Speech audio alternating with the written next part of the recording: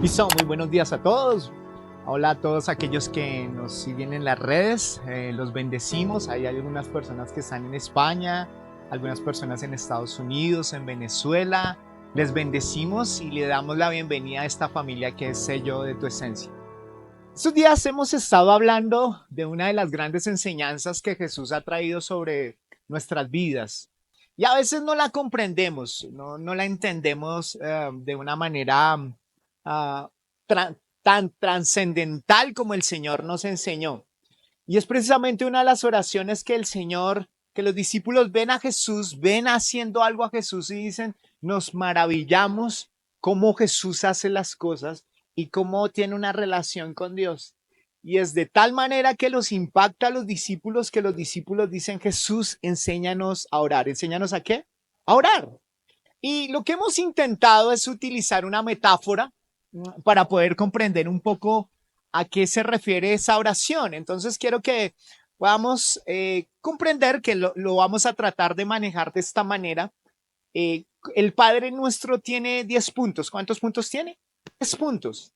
Y esos 10 puntos a veces no lo entendemos o a veces cuando empezamos a orar empezamos a repetir algo y no entendemos el sentido de lo que estamos nosotros diciendo.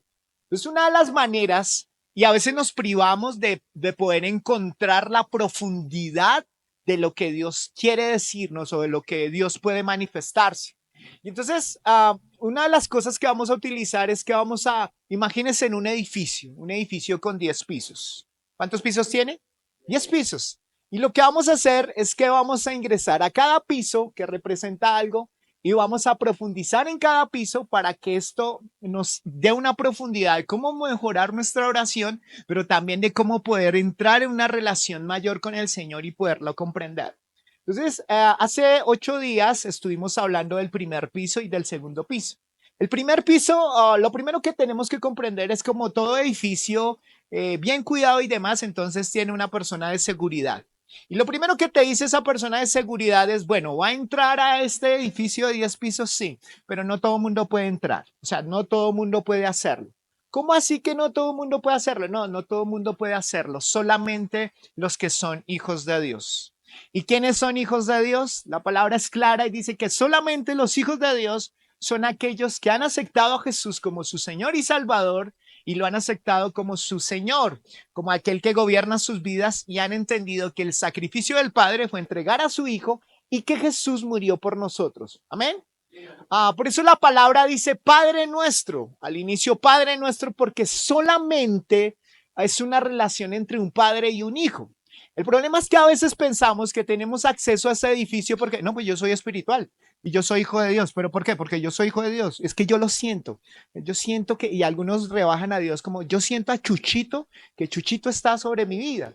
Ah, pero el Padre nuestro está establecido solamente para aquel que realmente es hijo. Entonces el portero te dice, eres hijo, has aceptado a Jesús como tu Señor y Salvador. Listo, entra al primer nivel, puedes ingresar.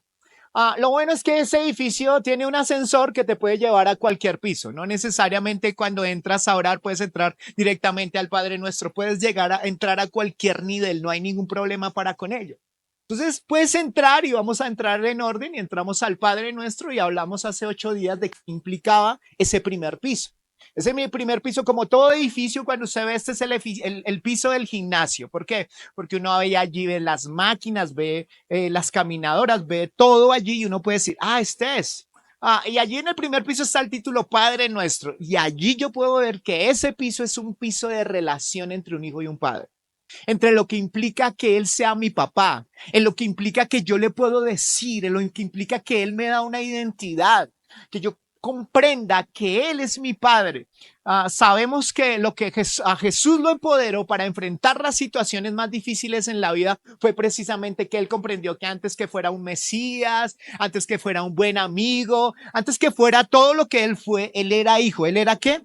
Hijo. Por eso es tan importante que un cristiano pueda comprender que es hijo y que tiene un padre y que somos sus hijos. Si no hay esa comprensión de que somos sus hijos como tal, entonces empezamos a mendigar identidad, empezamos a buscar ciertas cosas que nos den valor, que nos den algo.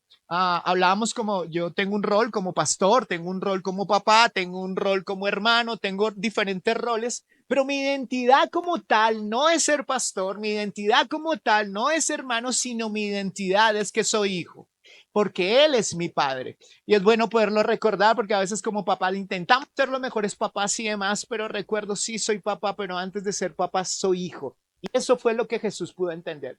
Hablamos muchísimo de eso. Si quieren seguir la charla anterior, está colgada allí en las redes, que hablamos un poco más de lo que representa ese primer piso.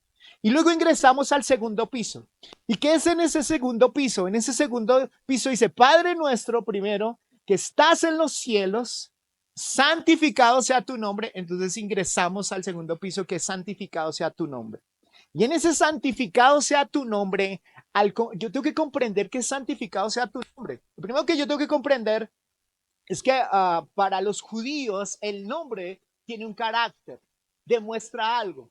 Para Pedro, antes se llamaba Simón y el Señor le cambia el nombre de Simón, que representa una caña endeble, y ahora le cambia el nombre a Pedro. Y Pedro representa piedra, un carácter más firme, porque ese era el propósito del Señor, formar a Pedro. A Abraham también le cambia su nombre. El Señor es experto en cambiar los nombres como tal porque los nombres reflejan el carácter de algo. Ahora, cuando nosotros decimos santificado sea tu nombre, es que tenemos que comprender que todos los nombres de toda la humanidad hay un nombre que se separa de todo nombre, que es el nombre de quién, el nombre de Dios. Y Dios representó su nombre a través de su Hijo Jesucristo.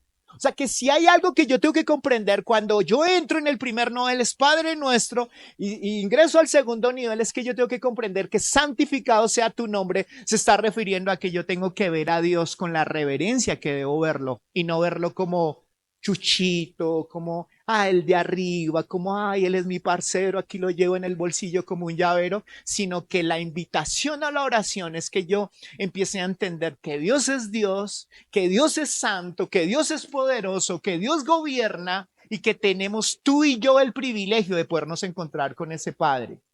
Amén. Que yo tengo ese privilegio de las 24 horas del día, poderme meter en cualquier momento a orar y encontrarme con el Padre. Pero cuando perdemos esa percepción de quién es Dios y lo vemos a un Dios pequeño, cuando viene un gran problema, entonces acudimos a todo mundo, menos a Él, porque no lo vemos como lo que nos pueda dar la respuesta absoluta para los problemas que nosotros estamos enfrentando. Nehemías tiene un chicharrón, un problema grande que lo supera. El Señor lo pone a Nehemías a que tiene que ir a reconstruir una muralla, una muralla que tiene muchos kilómetros alrededor de una ciudad. Y Dios le da la carga a él, porque la muralla representaba para Jerusalén protección, seguridad, pero también honor, honra. Y las naciones venían a Jerusalén y veían esas murallas caídas y decían, no, pero es fácil, ¿dónde está su Dios? Pero Nehemías entra en un celo y dice, ¿cómo así? Mi pueblo está desprotegido porque cualquier otra nación puede venir a invadirlos a ellos, entonces levantemos un muro. Pero él entra en una crisis porque él dice, mi pueblo está desprotegido y tiene una necesidad tan grande que lo primero que él entra a hacer es a reconocer la grandeza de Dios. Uno podría entrar y decir, no, pero yo lo que necesito es soluciones. Dame una solución, dame una solución. No, la oración que él hace, lo primero que él hace es exaltar el nombre de Dios. ¿Exaltar el nombre de quién? De Dios. Cuando yo exalto el nombre de Dios, yo puedo empezar a reconocer mi posición y reconozco la posición de Dios.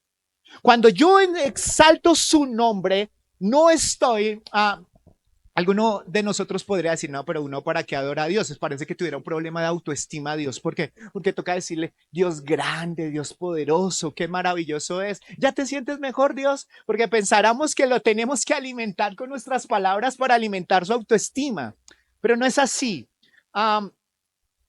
Cuando nosotros lo adoramos, nosotros estamos diciendo una verdad. ¿Estamos diciendo una qué? Una verdad. O sea, nosotros no podemos negar esa verdad. Si uno coge a un ser humano y empieza a exaltarlo, y uno dice, no, pero esa persona tiene problemas, tiene inseguridades, tiene una serie de cosas, perfecto no es. Pero cuando las escrituras nos hablan de Dios y nos dice que Él es perfecto, no nos está echando carreta, no nos está llevando a mentir, nos está diciendo que debemos reconocer realmente su grandeza. Entonces, cuando yo reconozco el nombre de Dios, yo no estoy echando carreta. Yo estoy diciéndole a Él la verdad de quién es Él, la verdad de que Él es todopoderoso, la verdad de que Él es misericordioso, la verdad de que Él es bueno, la verdad de que Él me ama, y yo lo estoy exaltando. Eso es lo que debemos nosotros hacer. Esta semana, no sé, tenía uno de esos chicharrones, problemas y demás que a veces uno tiene. Y hubo un problema cuando me metí a orar, el problema no me lo podía sacar de la cabeza y lo tenía ahí en la cabeza, lo tenía todo el tiempo y piense y iba a orar y no, era una dificultad terrible poder soltar porque estaba buscando en la oración soluciones, estaba buscando pero el por qué, pero no sé qué, y se me presentó eso y tuve que parar un momento y decir, no, yo necesito darle a este problema el sentido correcto de las cosas y tuve que pedirle a Dios que yo me pudiera separar del problema exaltándolo a Él. Y cuando el Espíritu Santo me tomó a exaltarlo a Él y demás, sucedió algo que empecé a ver el problema con perspectiva. Cuando tú exaltas a Dios y reconoces quién es Dios, y no, yo sé que no es fácil, empiezas a tener una perspectiva del problema, de lo que realmente está pasando. Y esa perspectiva te lleva a reconocer que Dios es un Dios poderoso, que puede solucionar cualquier problema, que Dios te puede mostrar por qué luchas, qué cosas estás viviendo como tal, porque ese es Dios. Él manifiesta su poder, Él manifiesta cuán grande y quién es Él. Aun cuando hace 8 días hablé sobre este tema, quiero pasarlo rápidamente a ese segundo nivel. Y entonces algo que debería yo tener en cuenta es que allí santificado sea su nombre, es también reconocer o podría alimentar o podría llenar ese lugar con muchos afiches en ese segundo piso y podría extender o reconocer los nombres de Dios. ¿Reconocer los nombres de quién? De Dios. Digámoslo así, que los nombres de Dios hablan de una característica, un rasgo de su carácter. O sea, podríamos decir que Dios tiene muchas facultades que pueden mostrarnos quién es Dios. Por ejemplo, no sé si han escuchado la palabra Adonai, ¿sí? Se reconoce a Dios como Adonai, que es el Señor dueño, el Señor amo. Luego también está el Shaddai, se reconoce en el Antiguo Testamento en Génesis 17:1 y se está refiriendo al Dios todopoderoso, al Dios todo suficiente, al Padre.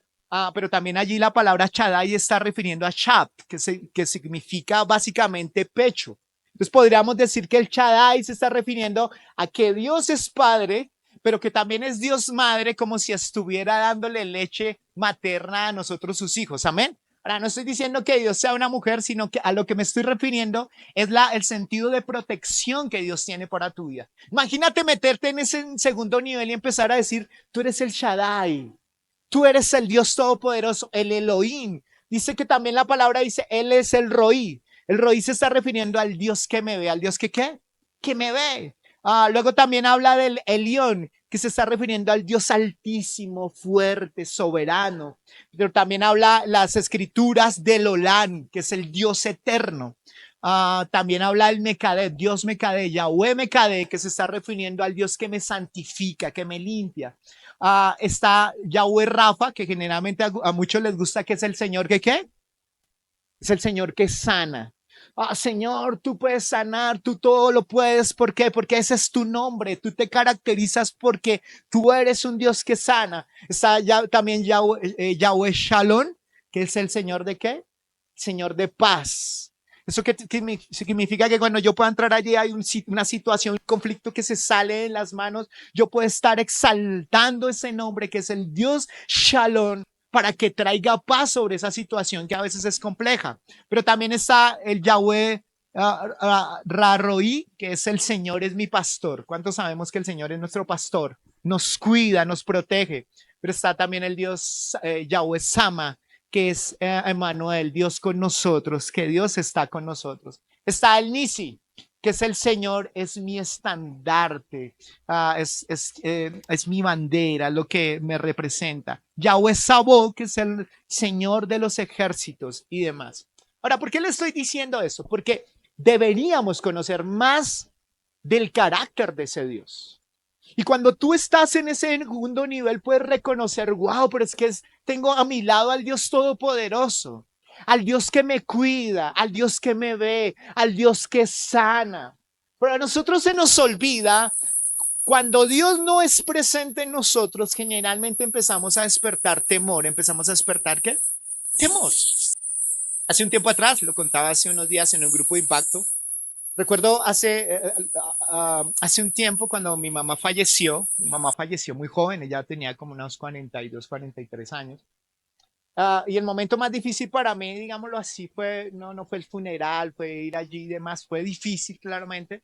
Recuerdo que como a los 2 días estaba solo en mi casa y de repente en la madrugada me entró un dolor de estómago terrible. Y yo lo primero que pensé fue, le voy a ir a decir a mi mamá. Mi mamá no estaba. Mi papá, cuando yo era niño, allí él falleció y yo empecé a mirar, me empecé a sentir solo porque no empecé a ver personas de autoridad que me rodearan y que pudieran ayudarme de alguna manera. Y para mí fue doloroso, no solamente el dolor que estaba sintiendo en el estómago, sino fue doloroso y me sentí en ese momento huérfano. Me sentí en ese momento que a nadie le importaba y demás. Esa falta de protección se transmitió en temor, se vuelve temor, ¿se vuelve qué? Temor. Tu naturaleza y mi naturaleza tiende a ser una naturaleza de temor. Y cuando nosotros sentimos temor, cuando no nos sentimos protegidos. Y cuando no nos sentimos protegidos, cuando o dudamos de la persona que está a nuestro lado, que nos brinda esa protección, o sea, usted puede estar casado, pero su pareja hace cosas que le da inseguridad, usted empieza a sentir temor, porque lo que hace esa persona es un sentido de protección, de seguridad. Y es exactamente lo mismo que pasa con Dios. O sea, lo que está sucediendo aquí con Dios es que cuando tú entiendes quién es Él y cuando tú oras para reconocer sus atributos y lo que es Él, lo que sucede contigo es que empiezas a tener menos temor. Y hay algo que echa fuera el temor y es el amor. Amén. Entonces, en ese segundo piso es reconocer, Señor, tu nombre es por encima de cualquier nombre. Tu nombre es poderoso. Yo no estoy diciendo mentiras o tratando de levantar el autoestima de Dios, sino estoy exaltando la realidad de quién es Dios. Y eso lo que me llena de seguridad y de un amor. Eso es lo que Dios quiere hacer. Antes de que yo empiece a orar, luego vamos a orar de dame el pan de cada día, y antes de entrar ahora por mis necesidades, el Señor está diciendo, antes que pidamos necesidades y antes de todo, establezcamos el rol que tú y yo tenemos, identidad, padre e hijo, pero establezcamos quién soy yo. Y la invitación es que no veamos a Dios como un Dios que podemos manejar y manipular como queremos, como un Dios de la cajita, como el Dios que a mí me entiende. Estoy haciendo lo malo, pero Dios, ¿cómo me ama? ¿No han visto? Hay un libro que se llama No nacimos para semilla. Es un libro de hace un tiempo atrás, que lo escribieron en Medellín, y era un libro que hablaba precisamente de cómo los sicarios le pedían a Dios que les diera dirección para no equivocarse. Imagínense. Y a veces ese es un concepto muy errado de lo que es Dios. Dios, ayúdame a que cuando yo hable mal de esta persona le haga daño. Imagínese eso. O ayúdame, Dios, a este que voy a tumbar en este negocio, Señor, ayúdame a no descubrir. O sea, imagínate. Allí estamos hablando de una percepción errada de quién es Dios. Por eso necesitamos, al reconocer su nombre, empezamos a ubicarnos realmente de quién es ese Dios y cómo es ese Dios. Amén.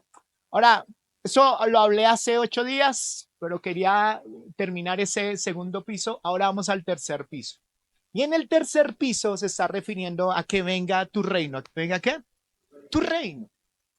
¿Y qué está representando o qué es lo que está refiriéndose de que venga tu reino? Lo primero es que la palabra reino se está refiriendo al reino de Dios o al reino de los cielos, son lo mismo. ¿Han escuchado ustedes? El reino de Dios, el reino de los cielos, pero se está refiriendo a lo mismo. ¿Y qué es ese reino de los cielos? ¿O qué es ese reino de Dios? Y este reino consiste en el ejercicio de la autoridad soberana de Dios en el pasado, en el presente y en el futuro. Ahora vuelvo a repetirlo. El reino de Dios consiste en una autoridad ejercida soberana en el pasado, presente y futuro. Cuando hablamos del reino de Dios, lo que más se nos acerca o no más nos acercamos es a un reino espiritual. Pero ese reino espiritual, dicen las escrituras, que se convertirá en un reino físico. cuando plenamente Jesús venga a reinar sobre la tierra. Amén. O sea, la expectativa es que ese reino de Dios, esa autoridad y esa soberanía de Dios está ejercida sobre un reino espiritual. Y ese reino espiritual es todo aquel que ha creído en Cristo. Y ese reino espiritual nos dice que se va a convertir en un reino natural cuando veamos al Señor venir por su iglesia. Amén. Cuando Él establezca su reino. Amén. ¿Cuántos desean eso?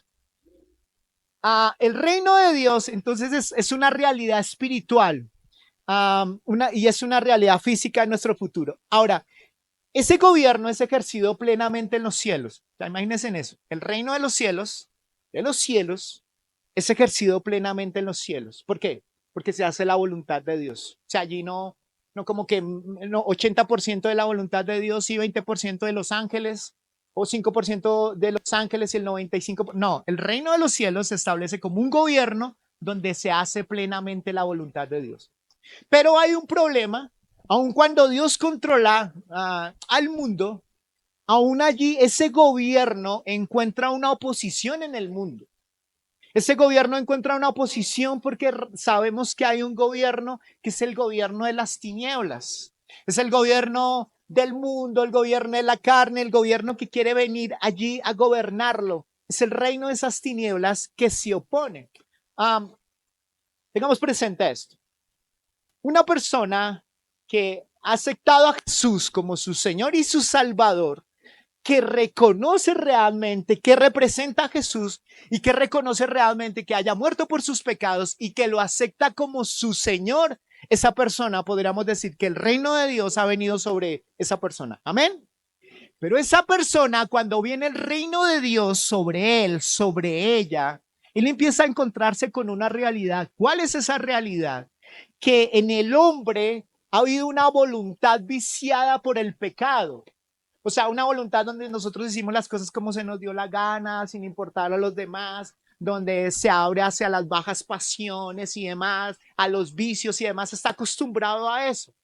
Esa naturaleza o esa voluntad, cuando viene a morar el Señor como su Señor y Salvador, se encuentra que en esa carne hay una lucha, hay una oposición. ¿Por qué? Porque yo quiero por un lado hacer la voluntad de Dios, pero mi carne se opone a hacer la voluntad de Dios. Y allí entendemos que aun cuando Cristo vino a gobernar sobre nosotros, hay una oposición. Cristo gobierna en nosotros, pero aún no quiere decir que no haya una oposición espiritual. Y hay una oposición que es el reino de las tinieblas para no hacer la voluntad de Dios. Amén. Claro, está allí. Ahora, si la voluntad de Dios vino sobre mi vida y yo soy una nueva criatura, yo tengo que reconocer que yo soy regenerado. No degenerado, sino regenerado. Y eso es un término teológico para decirme que ahora yo tengo una nueva naturaleza, pero esa nueva naturaleza se opone con la vieja naturaleza, no con la vieja, sino con la vieja naturaleza que todos nosotros tenemos en nuestra carne. Y esas se oponen entre sí. Entonces podríamos decir que cuando hablamos de que el reino de los cielos venga sobre nosotros, es que estamos tratando de entender que ese reino de Dios se está tratando de establecer en nosotros a pesar de la oposición del pecado del hombre y a pesar del reino de las tinieblas, de los huestes de maldad. Amén. O sea que hay una oposición para hacer el reino. Ya lo voy a llevar a la vida práctica, pero hay una oposición. Y cuando oramos es una petición para que el reino de Dios empiece a tomar autoridad. Entonces, ¿qué es lo que estamos haciendo? ¿Qué es lo que buscamos en ese tercer piso? En ese tercer piso estamos buscando que esa realidad de que somos hijos de Dios y que al hacer la voluntad de Dios crezca en nosotros.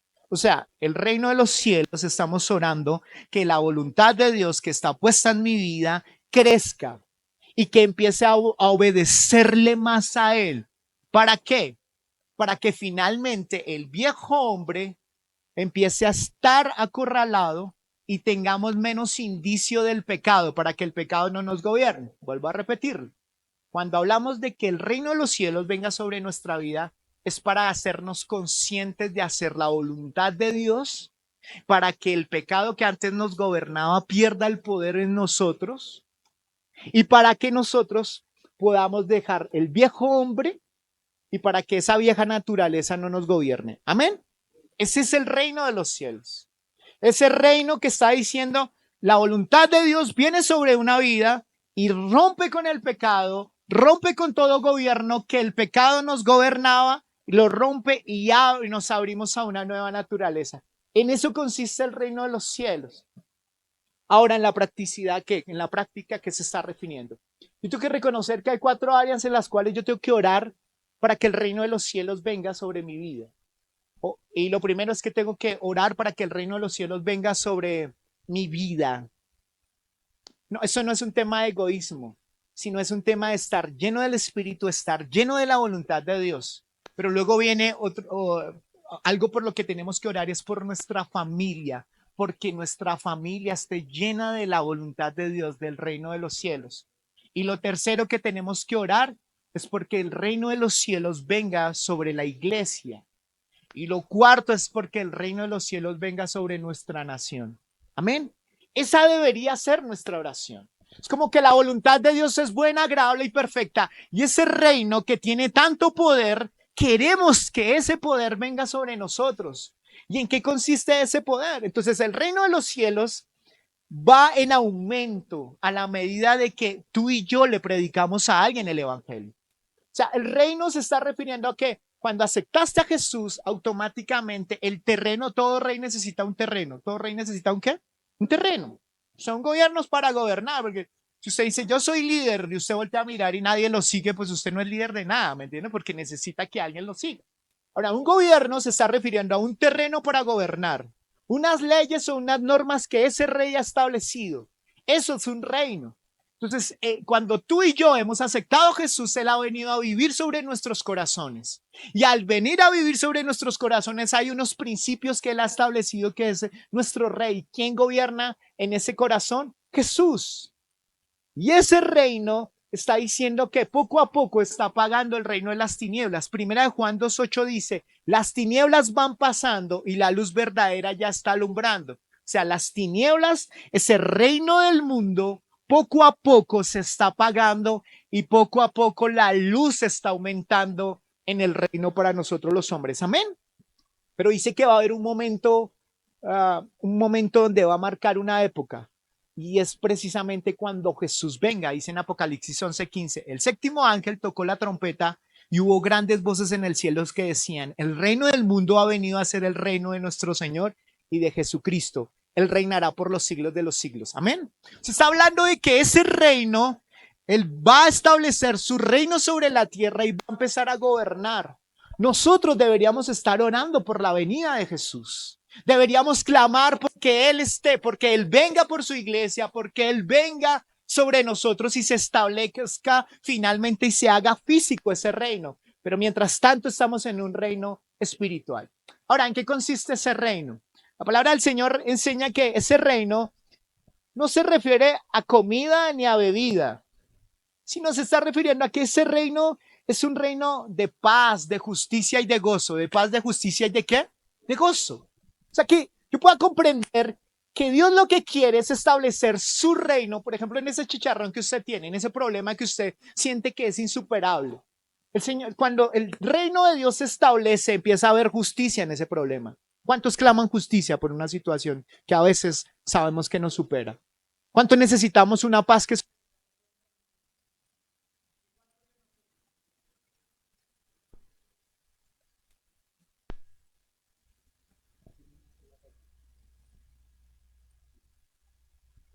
necesitamos precisamente comprender? ¿La vas a cambiar? Bueno, comerciales.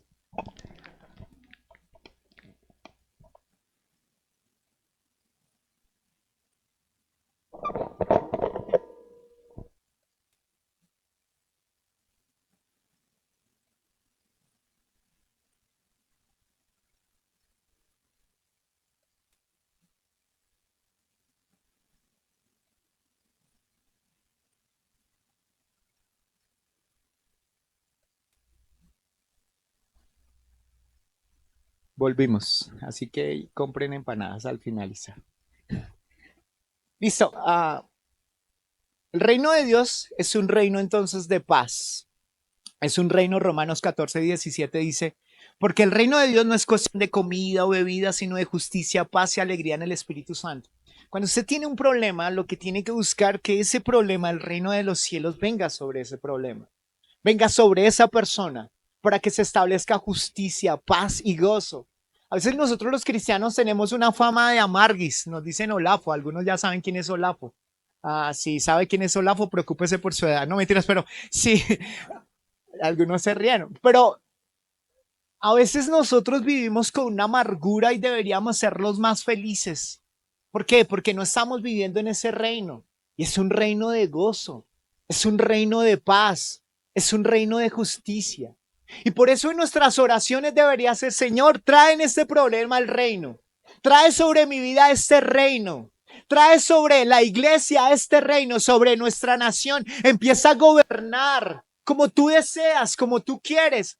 Ese clamor en ese tercer piso es, Señor, venga a tu reino, lo necesitamos. Es un reino de poder, dice que es un reino de poder porque está el poder del Espíritu Santo. Es un reino de milagros. ¿Cuántos de nosotros necesitamos un milagro? Y un milagro se está refiriendo a algo lo cual tú no puedes hacerlo con tus fuerzas. Una puerta que se necesita abrir desde allá, tú no la puedes abrir por tu lado, necesitas desde adentro que se abra y Dios puede tocar los corazones para que se abra esa puerta. Dios puede tocar el corazón de esa persona que no conoce de Cristo, que es tu amigo, que es tu familiar, que tú sabes que necesita de Dios y tú puedes orar, Señor, que el reino de los cielos venga sobre mis hijos, que venga por aquel que no te conoce, por aquella persona que necesita de tu misericordia, Señor. En ese momento, en ese piso estoy orando para que el poder de Dios descienda sobre él y el reino de Dios se establezca sobre él y sobre ella. Amén. ¿Puedo comprender la magnitud de eso? El reino de los cielos se refiere a que yo soy luz, Mateo 5:14, y ustedes son la luz del mundo. Me encanta esto, dígale al que está a su lado, usted sí es una lámpara, dígale al que está a su lado. Algunos dirán, usted es una relámpara.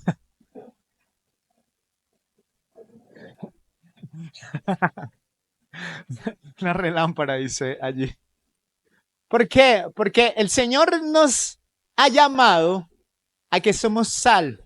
También dígale, usted si es que es un bulto de sal, dígale.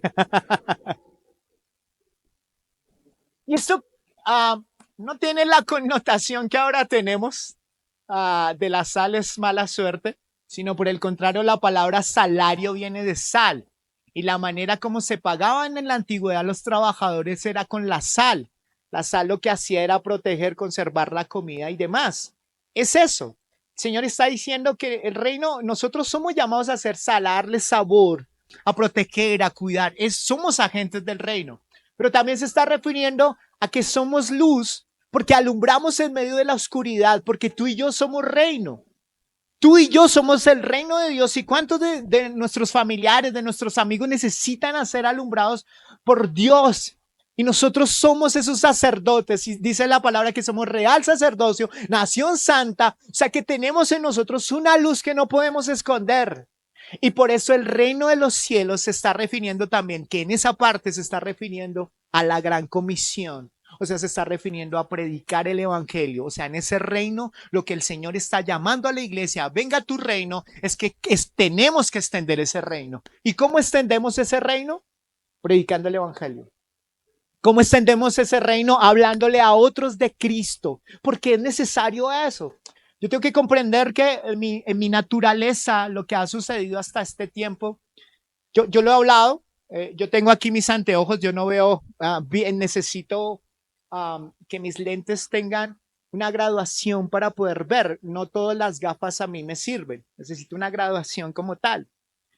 Cuando yo entiendo que soy cristiano, yo tengo que comprender que yo veo a la luz de las escrituras algo que son las gafas que yo tomo para ver la realidad espiritual. Eso se llama cosmovisión. ¿Qué se llama? Cosmovisión. Manuel Kant fue un hombre que no creía en Dios, que empezó a perseguir a la iglesia de alguna manera, hizo varios escritos filosóficos precisamente en contra de la iglesia. Y él saca un concepto que se llama cosmovisión. Y la cosmovisión es que todas las personas tienen una manera de poder ver la vida y de esa manera es como reaccionan. Para algunos pongo este ejemplo, para algunos si usted va al campo y le dice, ¿por qué está gripado? Él se podrá decir, no, es que anoche el sereno, una persona llamada sereno, se me metió y de repente por eso estoy enfermo. Alguien que ha estudiado algo de biología y demás dice, no, es que había una muy baja temperatura y lo que sucedió fue que ese frío te hizo daño a tus pulmones y demás. Cada uno tiene una respuesta hasta ciertas cosas que pasan en la vida. Eso se llama una cosmovisión. ¿Cómo se llama? Una cosmovisión. El problema es cuando tú tienes muchas cosmovisiones para creer en Dios. Entonces tú dices, no, yo creo en Jesús, pero yo también creo en el hinduismo. No, yo creo que también el Señor. Por allá el Señor, algunos tienen esa posición no bíblica, donde dicen, pero es que el Señor se fue por allá al hindú, hizo una serie de cosas. No, yo creo también en Papá Pitufo, yo también creo en Papá Pitufo. No, yo creo en la Cenicienta, no, yo creo en el yoga, yo creo en una serie de cosas. Y esas clases de pensamientos se convierten en una cosmovisión. ¿Se convierte en una qué? Cosmovisión. Entonces, cuando la palabra del Señor me llama a mí a creer en ese reino, llego, no, pues tampoco. Hacer la voluntad de Dios, no. Porque el hombre supera a Dios y el hombre fabricó a Dios. Y esa clase de conceptos filosóficos haces que no puedas creer en el Jesús como Salvador. Amén. Algo que, y lo vuelvo a retomar, es nuestra fe. Dígale al que está a su lado, la fe en Cristo no es una fe, es una fe razonable. Dígale al que está a su lado. Hace unos días hablábamos de que tuvimos acá un librito de Blancanieves y los 7 enanos. Y si el concepto que usted tiene del cristianismo es igual al de Blancanieves y los 7 enanos, tiene un gran problema, muy grande problema. O el de los 3 cerditos, tiene un grave problema. ¿Por qué? Porque nuestra fe no es una fe irracional, no es un concepto como que, ay no, tan lindos ellos porque creen en un Dios ahí. No, nosotros entendemos que los evangelios de Dios fueron escritos por personas que pudieron ver la muerte de Jesús y pudieron ver cómo Jesús resucitó y se le apareció a más de 500 personas y luego esas 500 personas pudieron ver cómo ascendió Cristo al cielo. Amén. Porque si no sería vana nuestra fe, sería vana. O sea, y por eso cuando una persona ataca el cristianismo, generalmente cuando es muy inteligente se dice, la manera de quitarle la fe a esa persona es hacerle dudar de que Jesús vino, murió y resucitó. Y por eso muchas personas o filósofos lo que atacan es nuestra creencia. Amén. Entonces, ¿por qué le estoy diciendo esto? Porque es muy complicado de que usted pueda empezar a decirle al Señor, ven y trae tu reino, cuando usted dice, pero yo no sé si Mahoma existió. ¿Y Mahoma no será más bien compadre de Jesús? ¿Y no será que más bien son amigos de Buda? Y entonces tienes muchas cosmovisiones, tienes maneras de ver la vida. Y en el momento que venga una situación bien difícil, como un cáncer, cuando venga una situación bien compleja, ¿en qué vas a creer? Por eso la invitación del Señor es a que puedas afirmar tu fe en Jesús. Y la cosmovisión que tenemos en la Biblia es que yo veo los problemas de la vida a la luz de la palabra y puedo ver que en ella hay una solución para esas situaciones. Eso es lo que yo tengo que comprender. Entonces, cuando yo estoy diciendo que el reino de Dios venga, es un reino espiritual, de sanidad, un reino donde hacemos famoso el nombre de Jesús. O sea, si hay alguien que nosotros debemos hablar todo el tiempo, ¿de quién es? De Jesús. En eso consiste el reino de Dios. El reino de Dios consiste en predicar el evangelio. ¿Cuántos quieren poner en práctica lo que hemos aprendido en esta mañana? Quiero que por favor se pongan en pie y vamos a orar precisamente por eso. Quiero agradecerles a todos aquellos que en esta mañana estuvieron con nosotros. Espero que puedan entrar a esa profundidad la cual Dios los quiere llevar. Dios los bendiga, Dios los guarde.